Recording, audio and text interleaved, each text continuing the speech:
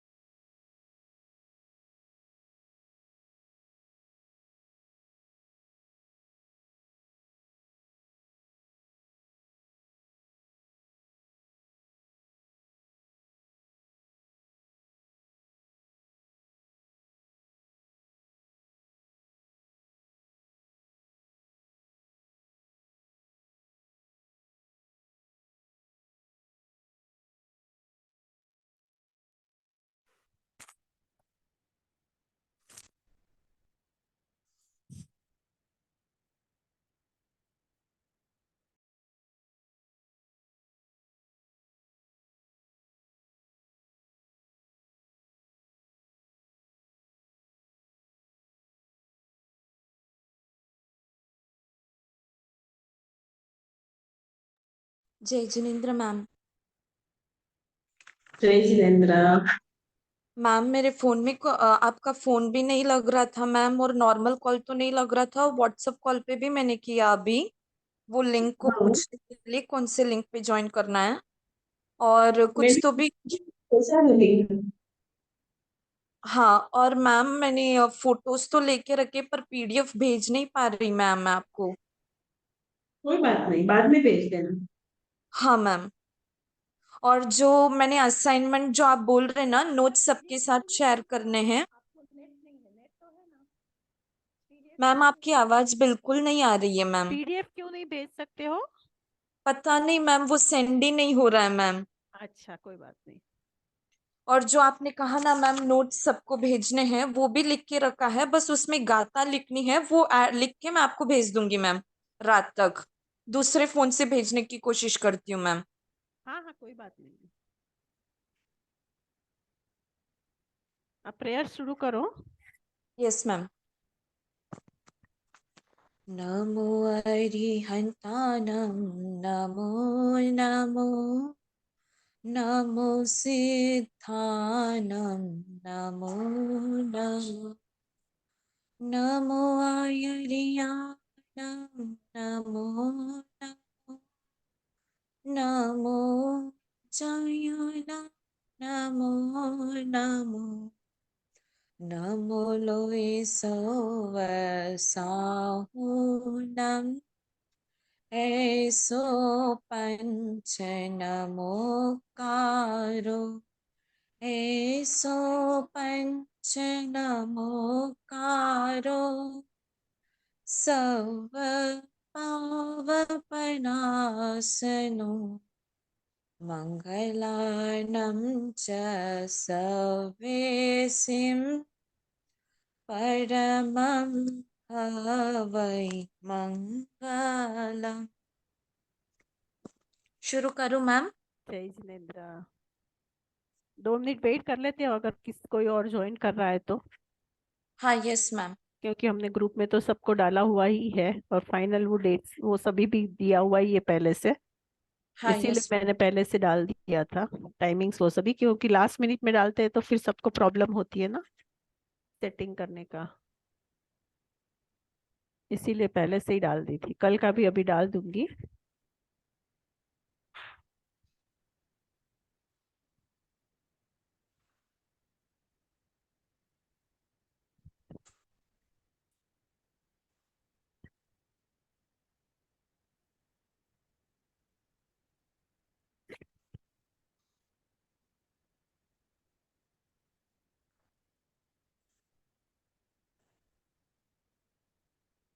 5 ही minute देख लेते हैं।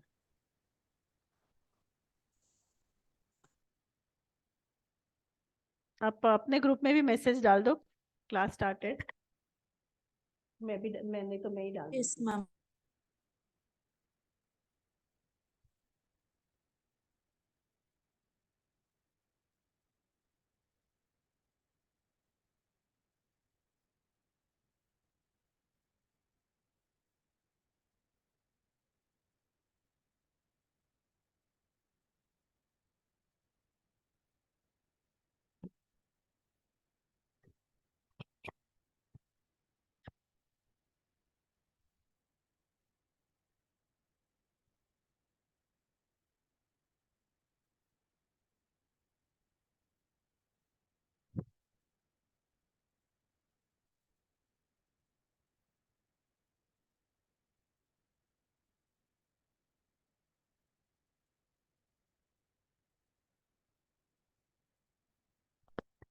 हाँ आदित्य, अभी स्टार्ट कर देते हैं। Yes ma'am. लेवल 11 हो गया। और जय जिनेंद्र सभी को। मेरा आज का टॉपिक है न्याय दर्शन। भारतीय दर्शन में न्याय दर्शन, जैसे जैन दर्शन, वैदिक दर्शन, वैशेषिक दर्शन है, वैसे ही भारतीय दर्शन में न्याय दर्शन एक दर्शन है। उसके प्रणेता अक्षपाद गौतम है, जिनका न्याय सूत्र इस दर्शन का सबसे प्राचीन और प्रमुख ग्रंथ एवं प्रसिद्ध ग्रंथ माना जाता है। अब पहले हमें ये समझना है कि न्याय दर्शन की आवश्यकता क्यों है, ये इतना इम्पोर्टेंट क्यों है। और जैसे न्याय को पढ़ने से मनुष्य अपने सिद्धांतों को, अपने मूलभूत जो बात है उसको सिद्ध कर सकता है सामने वालों के सामने। अगर वो न्याय को स्वीकारेगा ही नहीं, समझेगा ही नहीं, तो अपने सिद्धांतों को वो अपने विषय को जो है उसमें स्थिर नहीं रहेगा और अपने विचारों को दूसरों के सामने व्यवस्थित सुस्थिर नहीं रख पाएगा। न्याय मत को शिव मत भी बोलते हैं। जैसे जैन दर्शन को जैन को जैन जो जिन को मानते हैं उन्हें जैन बोलते हैं। वैसे ही न्याय दर्शन वालों को नैयायिक बोलते हैं, क्योंकि वो न्याय को फॉलो करते हैं। और शिव मत भी बोलते हैं, और क्योंकि न्याय का दूसरा नाम क्या है? शिव मत मैम। अक्षपाद दर्शन भी हाँ है। वो भी लिखा है मैम, लिखा है, हम्म। बोल रही हूँ मैम। हम्म। शिव मत इसीलिए कहा गया है क्योंकि वो शिव के अनुयायी होने के कारण। जैसे अपन जिन को मानने के कारण हम जैन कहलाते हैं, वैसे ही शिव को मानने के कारण वो शिव कहलाते हैं। नैयायिकों को योग भी कहते हैं और इन्हें अक्षपाद दर्शन भी कहते हैं। अक्षपाद दर्शन इसीलिए कहते हैं क्योंकि न्याय दर्शन के प्रणेता गौतम, इनका दूसरा नाम अक्षपाद भी है, इसीलिए इन्हें अक्षपाद दर्शन भी कहा जाता है। और इसको न्याय विद्या, तर्कशास्त्र, हाँ आविक्षिकी, ये सारे भी नाम दिए गए हुए हैं। हाँ यस मैम। हम्म। अब नैयायिकों के संत सन्यासी साधु के हाथ में डंडा वो होता है, वो डंडे को धारण करते हैं, मोटी लंगोट पहनते हैं, वो कंबल को ओढ़ते हैं, बड़ी बड़ी जिनकी जटाएं होती हैं, शरीर में लाख लपेटते हैं, फिर हाथ में कमंडल रखते हैं। आहार कैसा करते हैं, तो जैसे हम आइंबिल में आहार लेते हैं, रस युक्त नीरस आहार लेते हैं, अर्थात यानी बिना रस का आहार वो ग्रहण करते हैं। प्राचीन काल में गांवों में निवास नहीं करके वो वन में जंगल में ही निवास करते थे। वन में जंगल में भी कुटिया बनाकर, ऐसा अपना अलग घर बनाकर वैसा निवास नहीं करते थे। वन में जंगल के पेड़ों के नीचे ही वो निवास करते थे। और उनका मेन आहार होता था रोटी सब्जी, वो नहीं होता था। उनका मेन आहार कंदमूल खाना, फल खाना, और वो अतिथि स्वीकार को भी अतिथि सत्कार को भी स्वीकार करते थे। अब नेक्स्ट उनकी सन्यासियों की बात आती है पहले तो उनकी कोई जो किताबें है या ग्रंथ है या जो उसकी बातें है ना, पहले वो कर लो, बाद में उसकी डिटेलिंग में जाओ। ठीक है मैम। उनके क्या नाम है, क्या क्या किताबें हैं, थोड़ी हाँ उसकी हिस्ट्री, उसका इतिहास कुछ हो तो बोल दो। हाँ ठीक है मैम, बोलती हूँ मैम। जैसे न्याय दर्शन के प्रमुख ग्रंथ बहुत सारे हैं, लेकिन उनमें जो आज सबसे ज्यादा चलन में है वो तो भारतीय दर्शन की बुक्स मोस्टली सभी कॉलेजों में, सभी यूनिवर्सिटीज में वो फेमस है। और फिर षड दर्शन समुच्चय, उसमें भी वो न्याय किसका दर्शन है? का आचार्य हरिभद्र सूरी का है। उन्होंने कुछ 1300-1400 ग्रंथ लिखे हैं। उन ग्रंथों में षडदर्शन ग्रंथ सबसे महत्वपूर्ण और इम्पोर्टेंट माना जाता है। और षडदर्शन ग्रंथ तो उन्होंने लिखा है, उस पे टीका गुणरत्न सूरी ने लिखी है, जो आज लोग पढ़ते हैं। और इसके अलावा भाष्य, स्वर्गीकृत। न्याय भाष्य। हाँ, यस मैम। न्याय भूषण नाम की टीका है, वो भी सर्व प्रमुख है। जयवंत द्वारा रचित न्याय कलिका तथा न्याय कुसुमांजलि तर्क, ये भी न्याय तर्क शास्त्र के प्रमुख ग्रंथ है। फिर अभय न्याय तिलोक। वार्तिका। हाँ, यस मैम। न्याय वार्तिका, फिर न्याय तर्क पर। तिलोकोपाध्याय विरचित न्यायालंकार वृत्ति, वो भी तर्क ग्रंथ माना जाता है, जिसका प्रमाण है उसमें 54,000 श्लोक है। और न्याय सार की 18 टीकाएं हैं, वो भास्वर्गीय कृत के द्वारा लिखी गई है। ये इनके प्रमुख ग्रंथ माने जाते हैं। और जो न्याय सूत्र के जो आधुनिक ग्रंथ है ना, उसको क्या कहते हैं? आधुनिक ग्रंथ को क्या कहते हैं, वो पढ़ने में नहीं आया मैम मेरे को। नव्य न्याय। नव्य न्याय, ओके मैम। अब मैं उनकी साधुओं के बारे में बता देती हूँ। जैसे आहार का तो हमने पहले देख लिया, अब ये देखेंगे कि क्या उनके साधु सन्यासी संत है वो स्त्री संसर्ग है या नहीं है। वो स्त्री सहित भी रहते हैं और स्त्री रहित भी रहते हैं। उनमें ऐसा माना जाता है, जो स्त्री रहित होते हैं, जिन्हें स्त्री का संसर्ग नहीं है, वो उत्तम कहलाते हैं।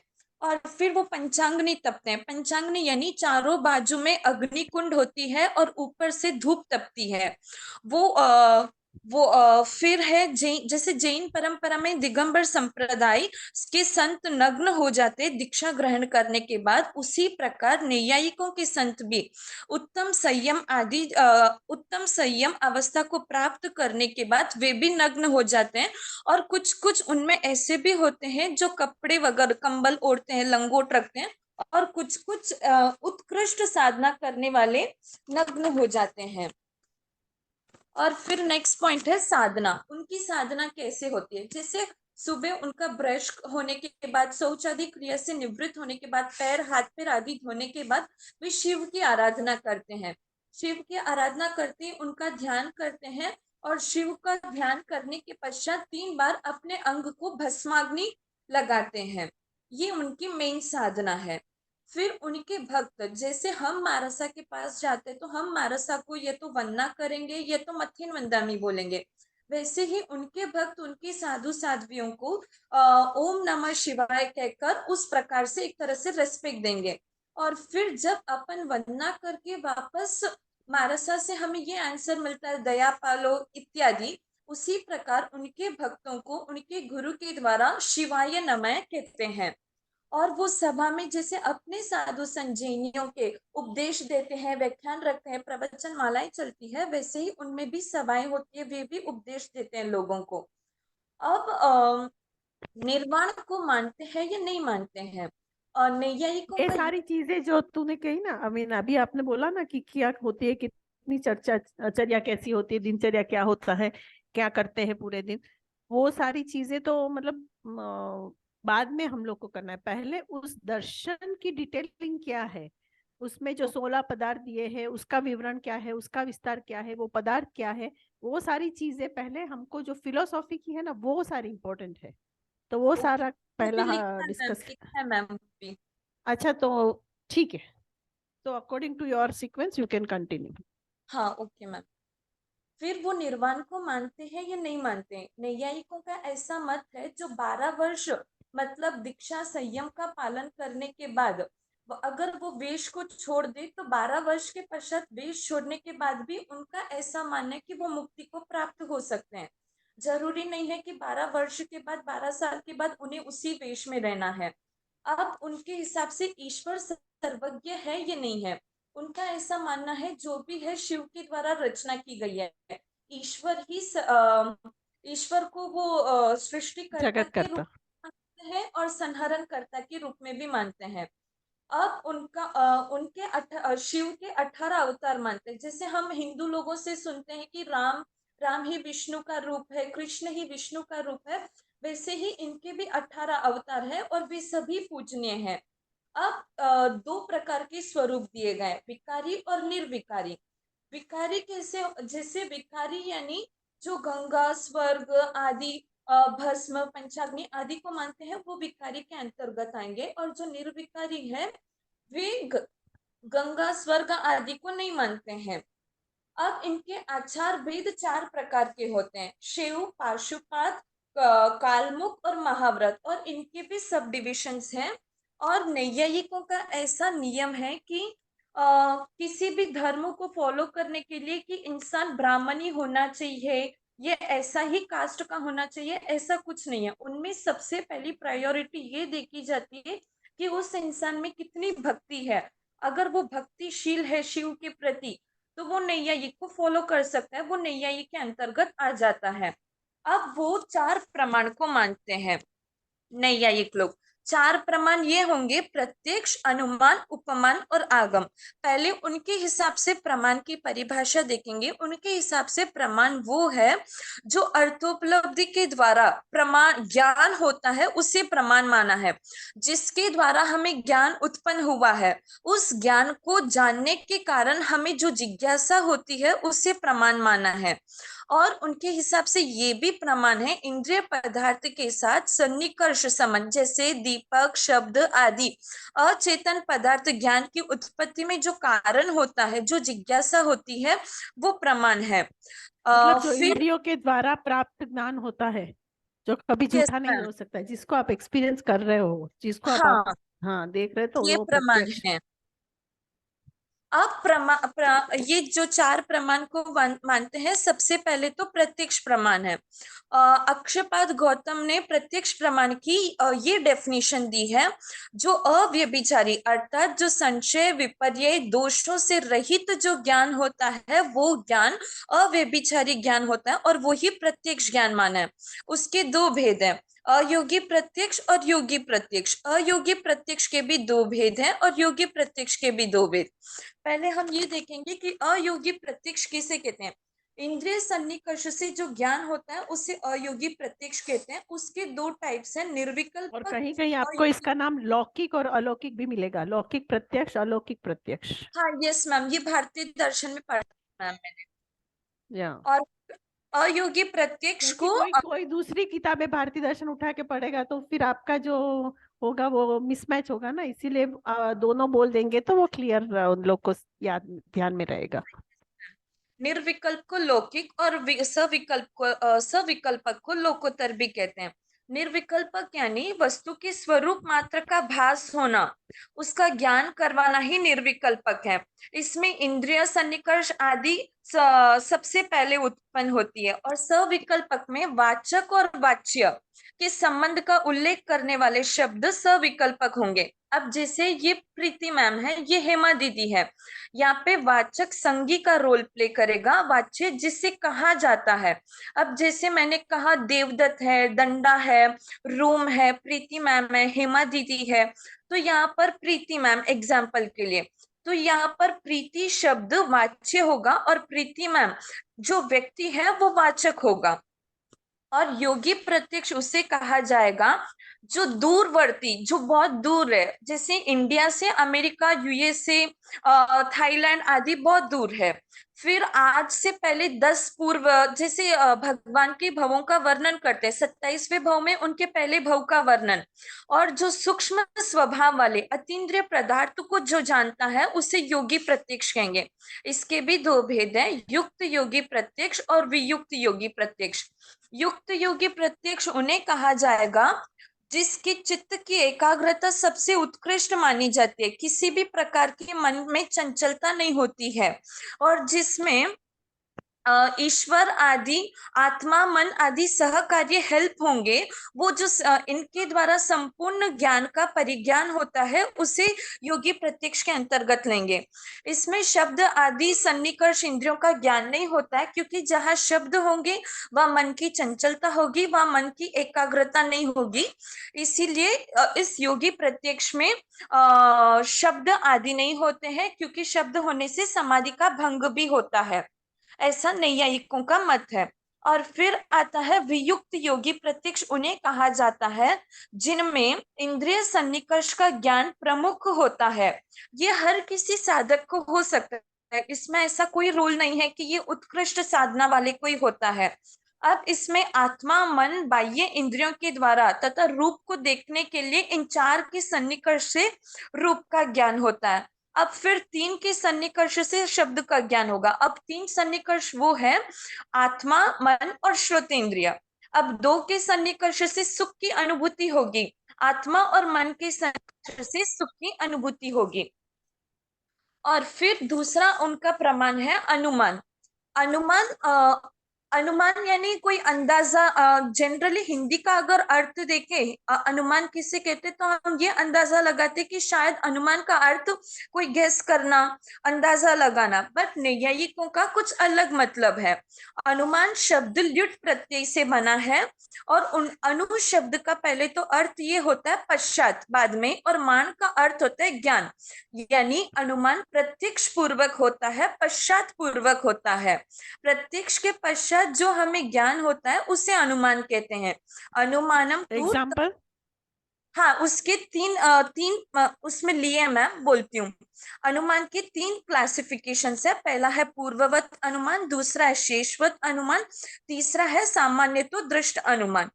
पूर्ववत अनुमान में क्या होगा, कारण से कार्य का अनुमान करना। जैसे सुबह रास्ता गीला देखा, रोड गीली देखी, हम रात में सोए हुए थे, हमें गहरी नींद लगी थी, हमें पता नहीं चला कि बारिश हुई, तो हम ये अनुमान लगाते हैं कि शायद रात में बारिश हुई। यहाँ पे कारण से कार्य का अनुमान करना, कार्य होगा रास्ता गीला, कारण होगा बारिश। दूसरा एग्जाम्पल है इसका, बादल को देखकर हम बारिश का अनुमान लगाते हैं। और तीसरा एग्जाम्पल ये है कि उसके चार घाती कर्मों का क्षय हो चुके हैं क्योंकि उसे केवल ज्ञान हुआ। यहाँ पे कार्य केवल ज्ञान है और कारण है चार घाती कर्म। अब शीर्षवत अनुमान उसे कहा जाता है कार्य से कारण का अनुमान करना। जैसे वो स्वस्थ नहीं है क्योंकि उसको बुखार है, यहाँ पे कारण बुखार होगा, कार्य वो स्वस्थ नहीं है। पृथ्वी प्रकाशित हो गई है क्योंकि सूर्य उदय हुआ है। अब कार्य होगा पृथ्वी का प्रकाश के रूप में पृथ्वी का प्रकाश होना, और फिर कारण होगा सूर्योदय। तीसरा एग्जाम्पल, उसको नहीं, उसका चेहरा तमतमा गया, उसकी आंखें लाल हो गई क्योंकि उसे क्रोध आया। अब कार्य है चेहरा तमतमाना, कारण है क्रोध आना। अब सामान्य तो दृष्ट अनुमान, इसमें किसी कार्य कारण का भाव नहीं होता, ये कार्य और कारण से भिन्न होता है। अविनाभाव संबंध से साध्य का साधन का ज्ञान होना उसे सामान्य तो दृष्ट अनुमान कहते हैं। अब जैसे सूर्य उदय सुबह जब होता है तो पूर्व दिशा में होता है, दोपहर में किसी और दिशा में गति कर रहा होता है, और जब संध्या के समय, सूर्य अस्त के समय, वो पश्चिम दिशा में होता है। इसमें हम कोई कार्य कारण का भाव हमें दिखता नहीं है, कोई भाव ही नहीं है कार्य कारण का, हमें सूर्य की गति का अनुमान ही होता है। तो यहाँ पर कार्य कारण का कोई भाव ना होने से सामान्य तो दृष्ट अनुमान माना जाता है।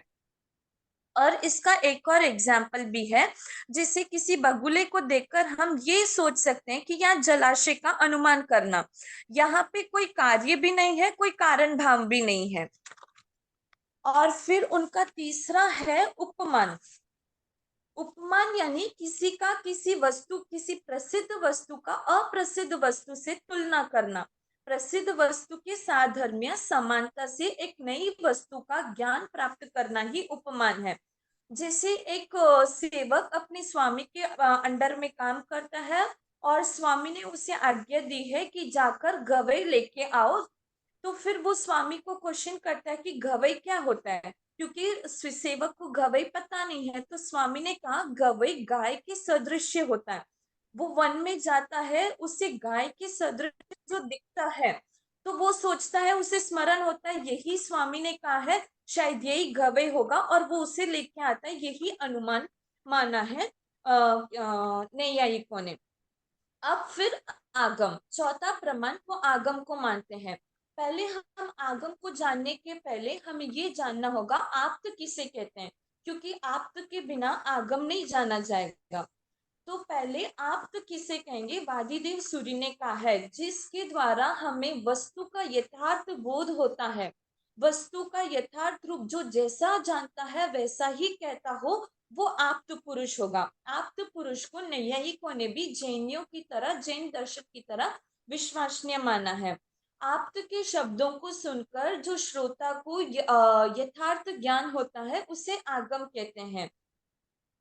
आगम को अर्थ ज्ञान भी कहा जाता है। और जैन दर्शन में आप्त के मतलब ऐसा माना जाता है नैयायिकों में भी, जैसे जैन दर्शन में माना है कि आप्त का ज्ञान सम्यक ज्ञान होता है, उससे जैसा ज्ञान होता है वैसा ही वो देखता है और वैसा ही वो श्रोता को उपदेश देता है।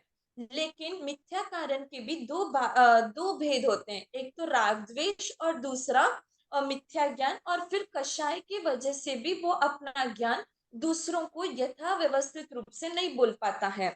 ये हो गया उनका आगम का ज्ञान। अब लास्ट पॉइंट ये है कि नैयायिक मुक्ति को मानते हैं या नहीं मानते हैं।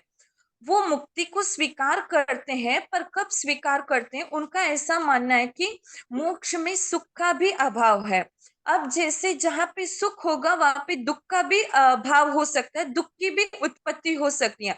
अब जैसे एक एग्जाम्पल के द्वारा हम समझेंगे, एक स्वादिष्ट लड्डू है, उसमें जहर मिश्रित है। लड्डू खाने में तो बहुत स्वादिष्ट है, तो खाएंगे तब सुख की अनुभूति होगी। जब वो जहर शरीर में जाके रिएक्शन करेगा तो दुख की अनुभूति होगी। तो उनका ऐसा मानना है कि जहाँ सुख और दुख दोनों का अभाव होता है, वो ही मुक्ति है। और ये भी मानते हैं कि आत्मा के द्वारा, आत्मा के शरीर, विषय, इंद्रिय, बुद्धि, विषयों का उच्छेद होना ही मुक्ति है। अब उनके 16 तत्व जो मेन आपने होते हैं। तर्क के बारे में कुछ नहीं बोला ना, तर्क? नहीं मैम, हाँ, क्यों वो नहीं लिया है? नहीं लिया मैम मैंने। तो वो भी एक है ना उन लोग का अच्छा, मैंने अनुमान। ये वो हाँ, पढ़ने में नहीं आया मैम मेरे को इस बुक में। मेरे को इस बुक में 4 ही दिखे मैम, अच्छा प्रत्यक्ष, अनुमान, उपमान और आगम। अच्छा। तो आप भारतीय दर्शन उठा के देखोगे तो उसमें उसकी डिटेलिंग आपको थोड़ी मिलेगी। तो वहां पे तर्क लगाते हैं ना, जो ये सारी जो न्याय की बातें हैं, तो वो जैसे अनुमान है, अनुमान, उपमा, वो सब दिया ना, तो वैसे तर्क भी लगाते हैं। कि तर्क लगाया, लॉजिक कुछ हाँ ऐसा यस मैम। लगाया तो तब पता चलता है कि ऐसे एग्जैक्टली क्या हुआ था। जैसे हाँ कि हाँ हमने कभी धुआं देखा, तो आग की व्याप्ति में कोई व्यतिक्रम हाँ। नहीं पाया, पर इसका तो हमारे पास प्रमाण है। तो उस तरह से जब हम सोचते हैं, उस तरह से बात करते हैं, तो न्यायिक ने उनको तर्क की सहायता लेके ही करना पड़ता है। उसके बगैर ये बात कंप्लीट नहीं होती है। इसीलिए वो कहते हैं कि सभी धूमवान पदार्थ बहिर्मान है, मतलब व्याप्ति तर्क के द्वारा इस प्रकार प्रमाणित हो सकती है। यदि वाक्य सत्य न हो तो उससे हम्म। कोई भी विरोधी शब्द भी उत्पन्न हो सकता है ना, कि हाँ कुछ धूमवान पदार्थ विद्यमान नहीं है, अवश्य सत्य होगा। तो ये सारी बात ना हो, इसका खंडन करने के लिए तर्क शास्त्र भी उन्होंने अपनाया है। तो उसके बारे में भी आपको बता हाँ सकते यस हैं। मैम, ये पढ़ा तो था मैम मैंने प्रामाण्य तत्वालोक में, उसमें आया है मैम ये। हम्म। कोई पर बात नहीं, अभी अच्छा है। याद नहीं आया मैम, अभी ध्यान में आया, लिख लूंगी मैम हाँ ये। हाँ हाँ हाँ। अब वो कोई 16 बात नहीं, तत्व चलेगा। बोलूं मैम, हाँ वो अभी। 16 तत्व। हाँ हाँ हाँ। जैसे वैशेषिक सांख्य दर्शन में 25 तत्व होते हैं, वैसे ही नैयायिकों में 16 तत्व मानते हैं। उनमें सबसे पहले प्रमाण है। प्रमाण को ही उन्होंने फर्स्ट, अब ये क्वेश्चन उठता है कि फर्स्ट उन्होंने प्रमाण को ही क्यों रखा है? हर चीज का हमें कोई ना कोई एक सबूत चाहिए, कोई ना कोई एक रिजल्ट चाहिए, तो इस हिसाब से उन्होंने प्रमाण को फर्स्ट रखा है। प्रमाण यानी उनका ऐसा मानना है कि इंद्रिय पदार्थ के द्वारा हम जो देखते हैं, लिविंग एंड नॉन लिविंग, उसको ही उन्होंने प्रमाण माना है।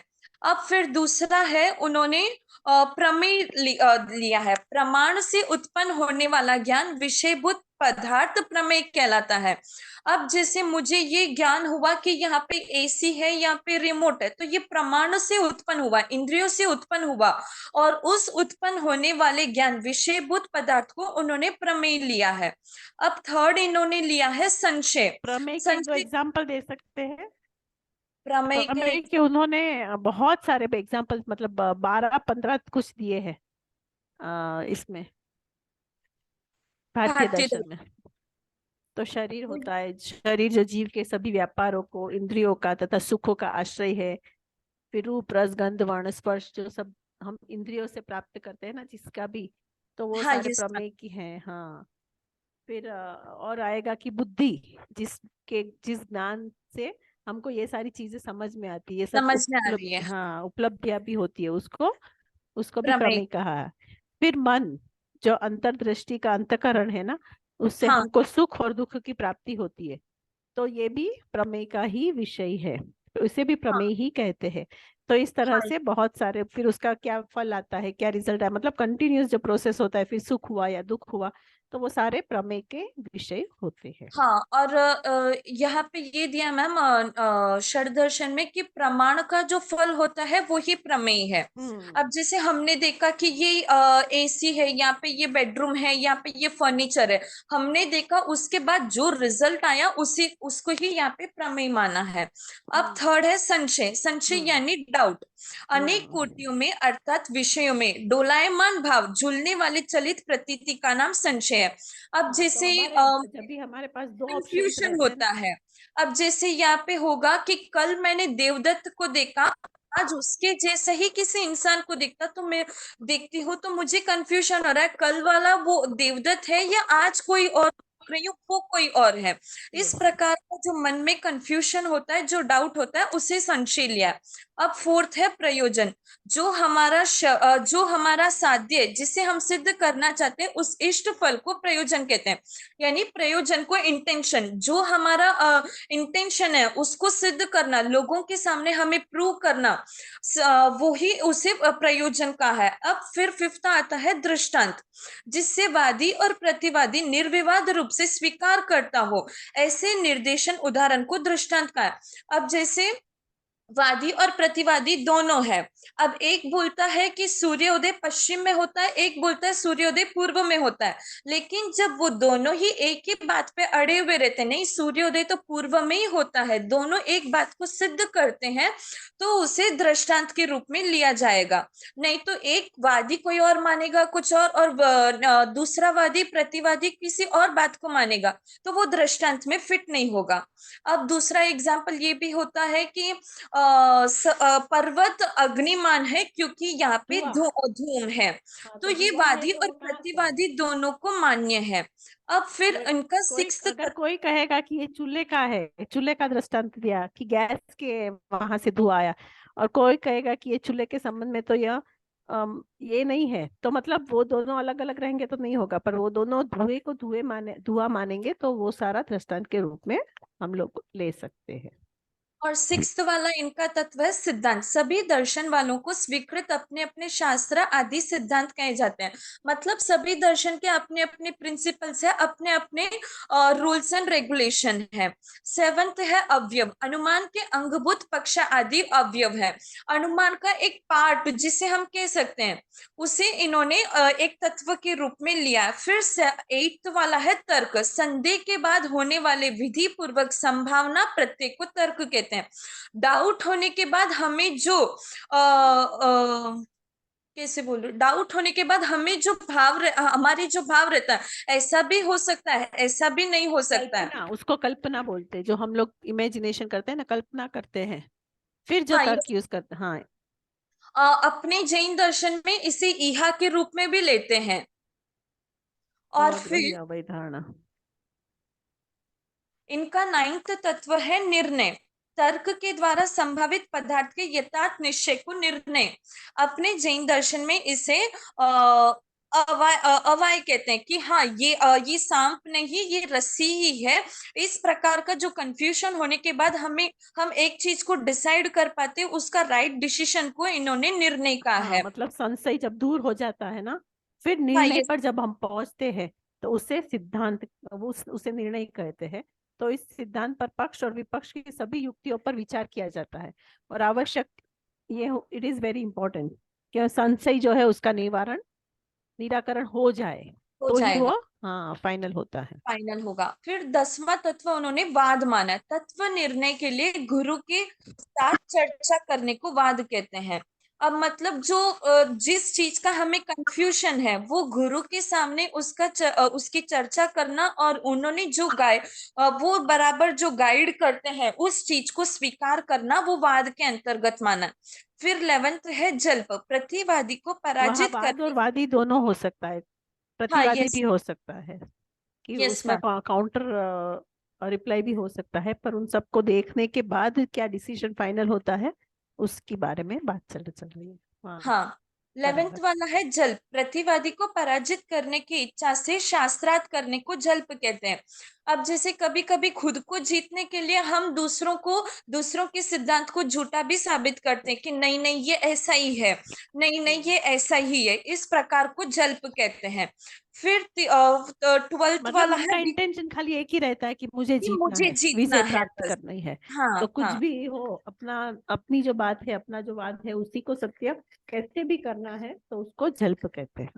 Yes ma'am. यस। फिर 12वां तत्व है वितंडा, अपने पक्ष का स्थापन न करके वस्तु तत्व का स्पर्श किए बिना ही यदा तदा बकवाद करने को वितंडा कहते हैं। यानी अपना पक्ष, अपना जो मत है उसको हम लोगों के सामने तो उसका स्टैंड तो नहीं ले रहे हैं, कुछ भी जो पॉइंट है उसको उसका स्टैंड न लेके कुछ भी इररिलेवेंटली बोलना, उसे वितंडा कहते हैं।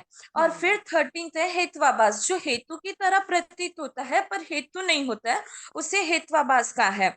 ये मिथ्या हेतु के अंतर्गत इसे हेत्वाभास को मिथ्या हेतु भी कहा जाता है। फिर 14th है छल, दूसरों के वचन का खंडन करने के लिए शब्द के अर्थ में अनेक विकल्प करना छल कहलाता है। यानी एक तरह से ये भी प्रतिवादी को जीतने के लिए हम अपनी बातों को अपने सिद्धांतों को घुमा फिरा के गोलमोल करके अपन जीते, इस प्रकार का जो प्रयोजन किया जाता है उसे छल का है।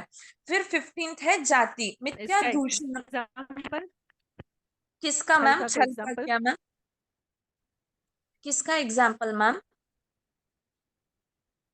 हाँ, छल का, अभी छल खत्म किया ना, हाँ, yes 14 ma'am, point. Yes ma'am. अब जैसे वादी और प्रतिवादी किसी एक बात को लेकर झगड़ा कर रहे हैं कि यहाँ पे अग्नि है, तो एक बोलता है कि शायद ये पर्वत अग्नि वाला है, और एक बोलता है कि हाँ अग्नि वाला है, और जो वादी होता है वो बोलता है कि अग्नि वाला है इसीलिए क्योंकि यहाँ पे धूम है। तो दूसरा बोलता है कि यहाँ पे धुआं किचन का भी हो सकता है, किसी और का भी, अनेक प्रकार से अपने शब्दों को हेर फेर करके, नहीं ऐसा नहीं ऐसा हो सकता है, किचन का भी हो सकता है, किसी विंटर सीजन में धुआं है इस हिसाब से भी हो सकता है। इस प्रकार के शब्दों का प्रयोग करके दूसरों को हराने की कोशिश करता है, उसे छल कहते हैं।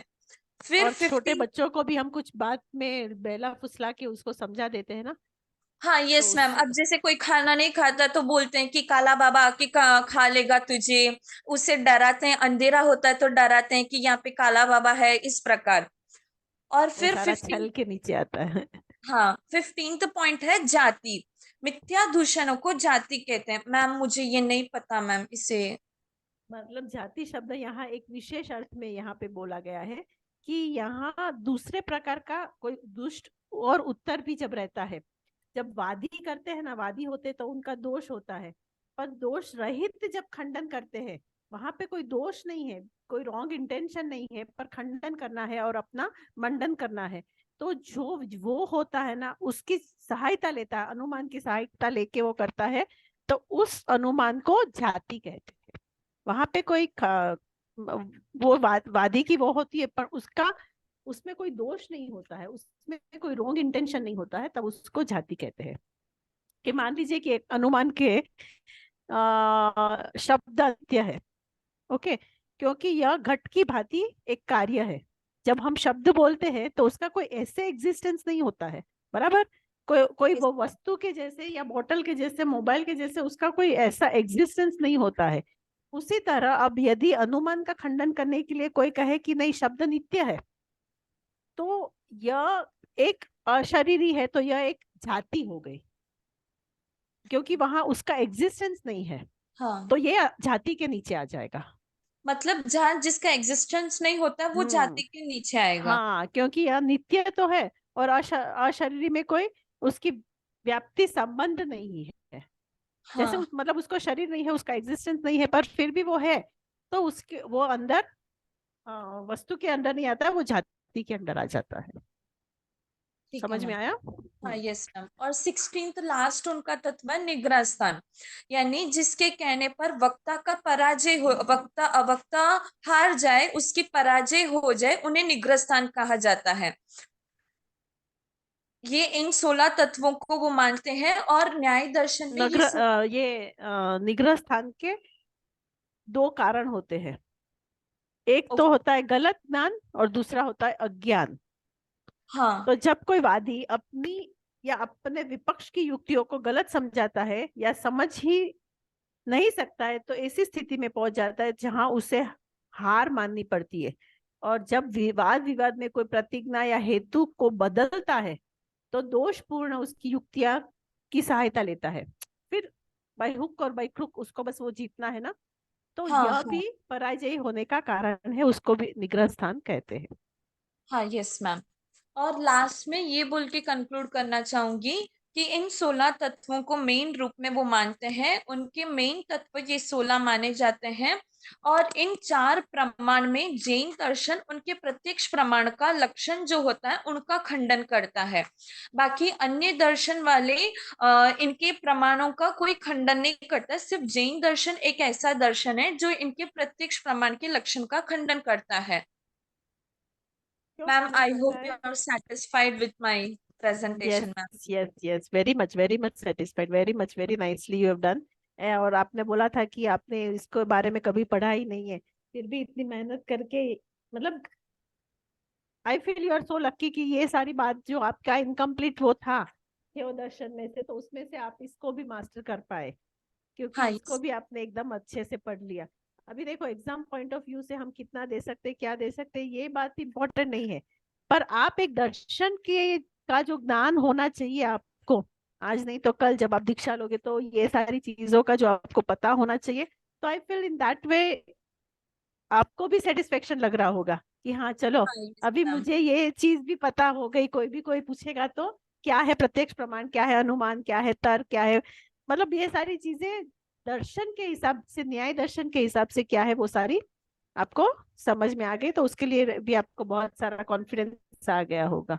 Yes, ma'am. तो उस हिसाब से यस, आपका प्रेजेंटेशन अच्छा था, बहुत हाँ अच्छा था, जी। और आपका क्लैरिफिकेशन भी बहुत अच्छा था, और सिस्टमेटिकली आपने हर एक चीज को लाइन बाय लाइन भी डिटेल में एक्सप्लेन किया। यस। और कुछ? मैम, कल भी क्लास का टाइम 11 o'clock ही रहेगा मैम। हाँ, अभी डिसाइड करेंगे। अभी अ, हम मुझे है ना दूसरे स्टूडेंट्स पे सेकेंड ईयर से भी बात करनी है, कल सैटरडे है ना, तो यस मैम। शायद 10:30 रखे या 12:30 रखे, वो अभी हेमा डालेगी, फिर मैं स्टूडेंट से बात करके फिर वो डालती हूँ, मतलब जिस जिसका प्रेजेंटेशन बाकी है, किस किस का बाकी है, वो लोग अपना अपना दे देंगे ना ग्रुप में, तो उसके बाद मैं टाइमिंग्स डाल देती हूँ। ठीक। ठीक थैंक यू है। मैम। यस या मैम। और कुछ इस रिलेटेड डिटेलिंग, नहीं मैम, अब और कुछ आपको मैम मेरे को एक और पूछना था अभी? कि अभी हमने जो प्रेजेंटेशन लिया है वही असाइनमेंट के रूप में आपको सबमिट करना है या असाइनमेंट के लिए हमारे अलग क्वेश्चंस होंगे मैम? इतना सारा तो हमको नहीं चाहिए, ये तो आपको पूरा दर्शन मतलब जानते हो, तो उसके बारे में रिलेटेड बारे में आपने इतना लिख लिया, आई मीन पूरा दर्शन हम लोग ने डिटेल में लिख लिया, पर एग्जाम पॉइंट ऑफ व्यू से आपको इतना सारी डिटेलिंग हमको नहीं देनी है। तो अभी इसके रिलेटेड मैंने जो क्वेश्चन बनाए हैं, यस मतलब मैम। क्या क्या क्वेश्चन हम दे सकते हैं? मैम, क्वेश्चन तो हम अगर मतलब न्याय दर्शन के, उनकी साधु जैसे अभी संत हमने डिस्कस किया ना, आगे जो डिटेल है किए, वो ले सकते हैं मैम, नहीं नहीं, क्योंकि साधु संत के बारे में नहीं, वो नहीं, वो साधु संत का वो जो है ना, वो practical day to day life की डिटेलिंग है, तो उसके लिए हम लोग को इतना डिटेल में नहीं जाना है। पर जो उसके ये 16 डिविजन्स थे तथ्य ना, है। उसके रिलेटेड या प्रत्यक्ष, अनुमान, प्रमाण, और वो जो 5-6 है ना, वो सारे जो डिटेलिंग है ना, यस उसके मैम। रिलेटेड हम लोग लिख सकते हैं कि discuss in detail about the न्याय फिलोसॉफी, या न्याय दर्शन के बारे में जो आप उसके सिद्धांत है उसका उसका वर्णन कीजिए। तो आप वो सारी चीजें को 3-4 पेज 5 पेज में लिख के वो आप भेज सकते हैं। दूसरी सारी चीजों को हमको जरूरत नहीं है फ्रॉम एट दिस पॉइंट ठीक ऑफ है व्यू। मैम। और पूरा सबको जिसको जानना है तो पूरे सारे नोट्स तो मैं भेज सकती हूँ ये ठीक है मैम। दर्शन रिलेटेड, पर आपको आंसर बस उतना ही लिखना है। Okay ma'am. ठीक है, क्लियर हो ठीक। गया? हाँ यस यहाँ मैम। पे हम क्लास खत्म करें, हाँ यस मैम, थैंक कल यू मैम। मिलते हैं, मैं टाइमिंग डाल दूंगी ग्रुप में। हाँ ठीक है मैम, ठीक थैंक है, यू मैम। चलो, जय जिनेन्द्र, बाय बाय। Bye bye.